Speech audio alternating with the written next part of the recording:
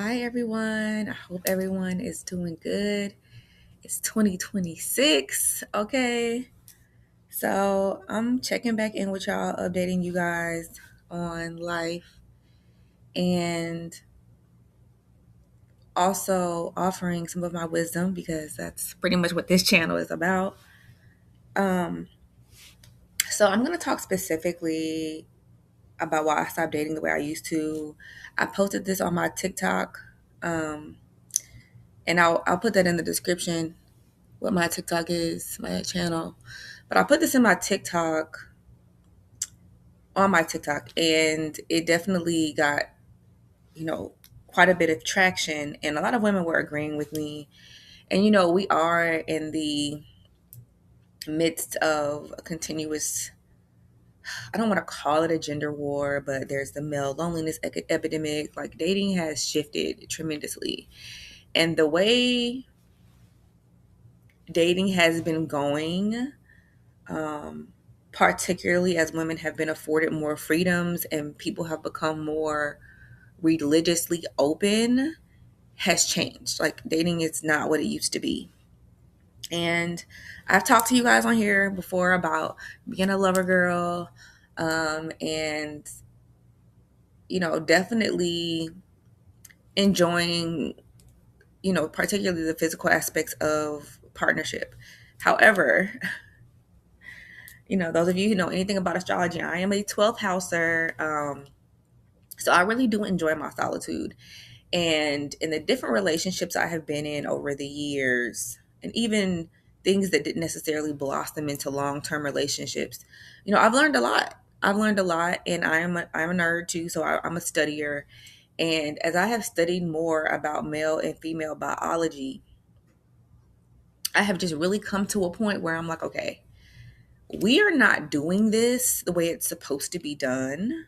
Like there is a way that is most effective for humans to mate so that both genders feel happy. All right.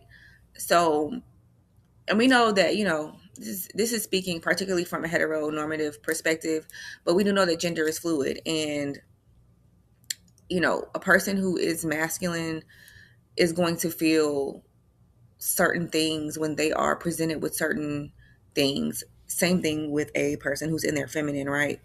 And so it's really based on that, and it is also there is a basis of it in biology as well. And so I'm looking at this stuff, I'm reading this stuff, I'm learning all of these different things, and I'm like, yo, wait, the way we've been doing this is so janky. Like, no wonder, you know, things are the way they are. And I wrote a little bit about this on my Substack because I know one thing, particularly with Black women, but across the board, women are very sexually repressed, extremely sexually repressed, and that does affect how you um, show up in relationships, right? Like if you've never had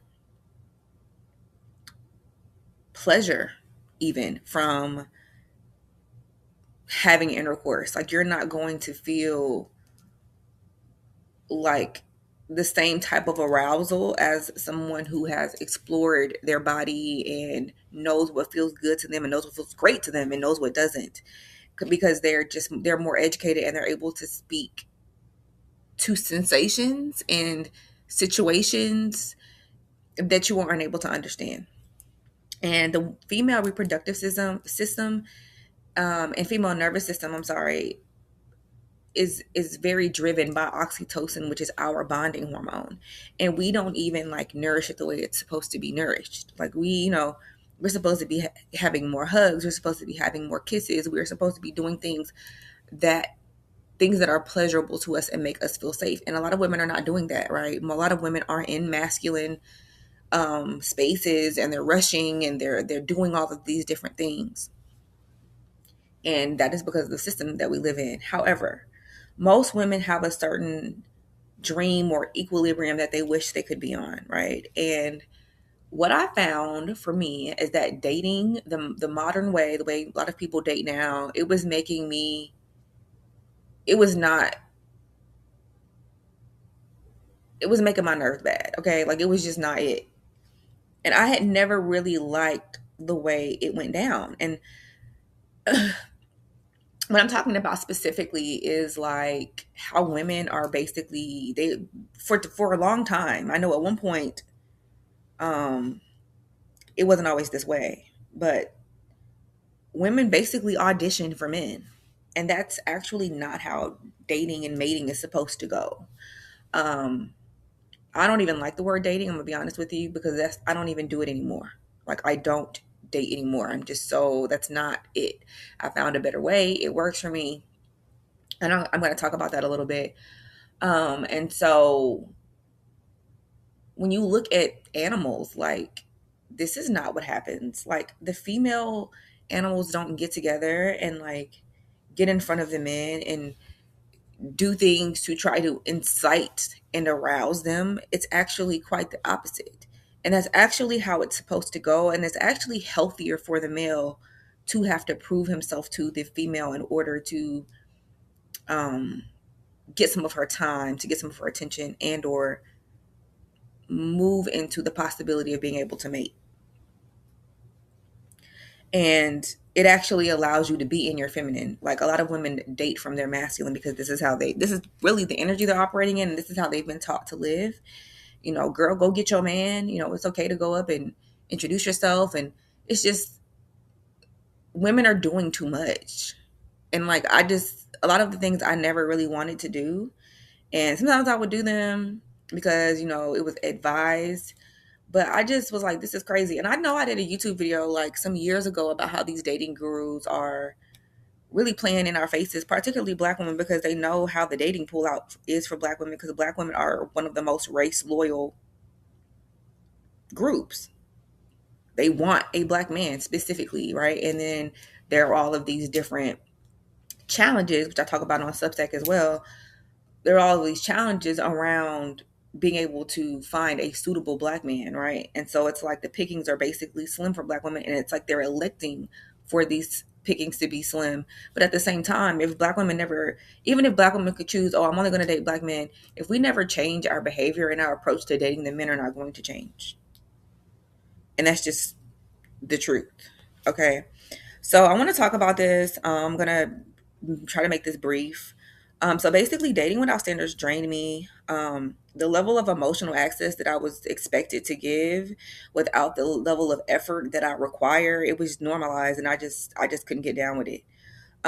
Potential was doing too much. Like I just was over the potential. I needed to see it up front. I just, that's just how I am.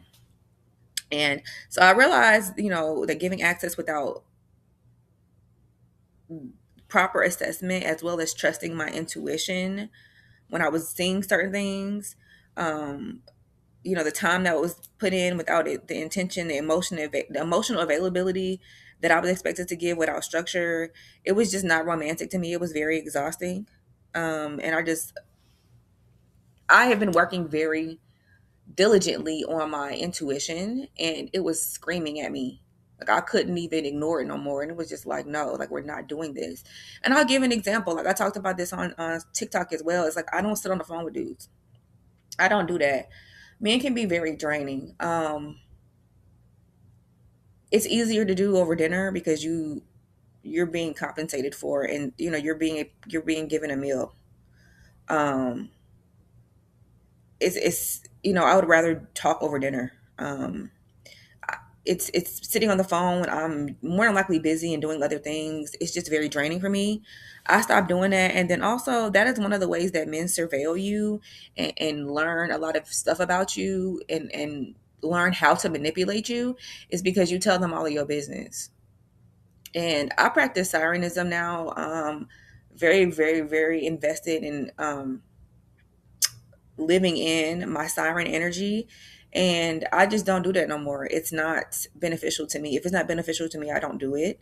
And it's not beneficial to me to sit on the phone with no man and tell him all my business. When he's not investing in me. Like it's not a man calling you is not enough effort for me. It's not. Call me when you outside and we finna go somewhere. Like I'm not finna do that with you. So basically I don't engage with men who aren't willing to show provision, consistency, and effort. And some people will say it's transactional, but it's not because of that. It's because effort is information. You putting forth the time, the planning, the consistency, protection, and follow through, that is what is going to make me feel safe with you.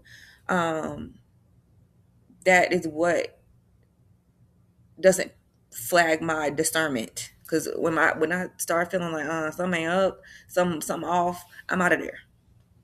I'm not second guessing it anymore, none of that stuff. And I'll tell you, some of the times that I've told other women, and no shade to anybody like at all, but there's been times where I've told other women something. I'm like, I don't know how I feel about this, and they'll be like, "Girl, it don't really mean nothing. He just," and I'm like, I don't know. And then later, sometimes even a day later, I couldn't do it off.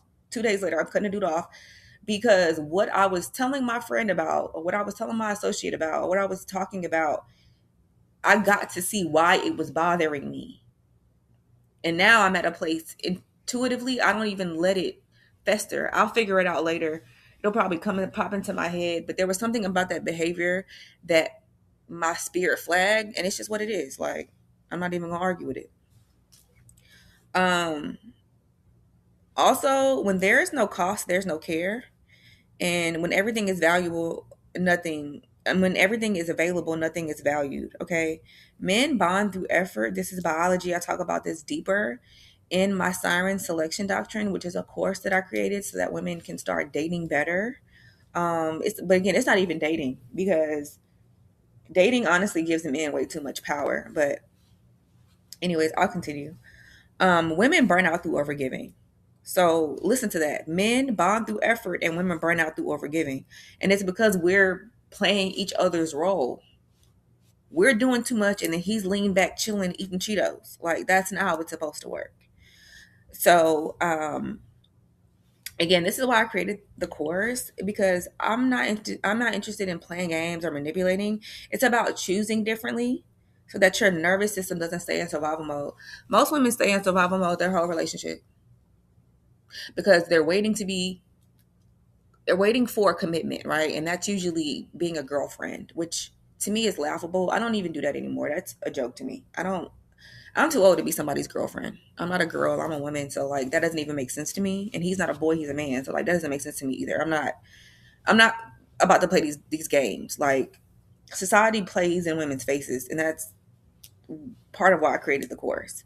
Um but women are literally auditioning their whole relationship. They're with a man and they're trying to be perfect and mold themselves into a way so that they can get asked to be a girlfriend. Again, laughable at best, but that's what women do.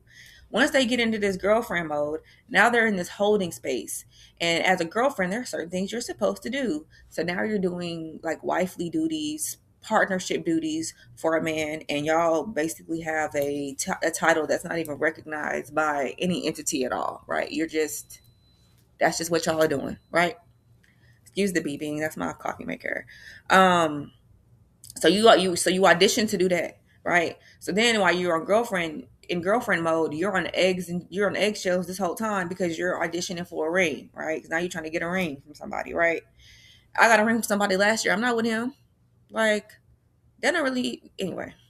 So you're auditioning for a ring. So then you get the ring, right? He proposes to you. Hopefully he proposes to you in a way that is good and your family actually likes him and he hasn't been dogging you out for 5 to 10 years, whatever. But say whatever. Like, so now you got finally get engaged, right?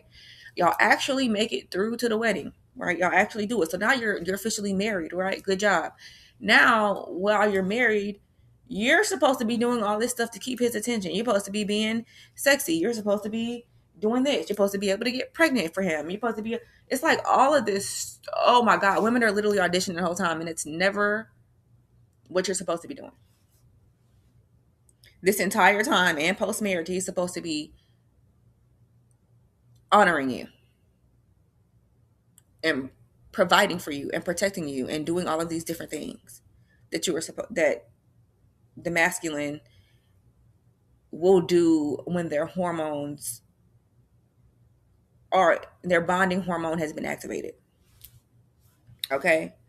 So this course teaches women to stop auditioning and to start selecting.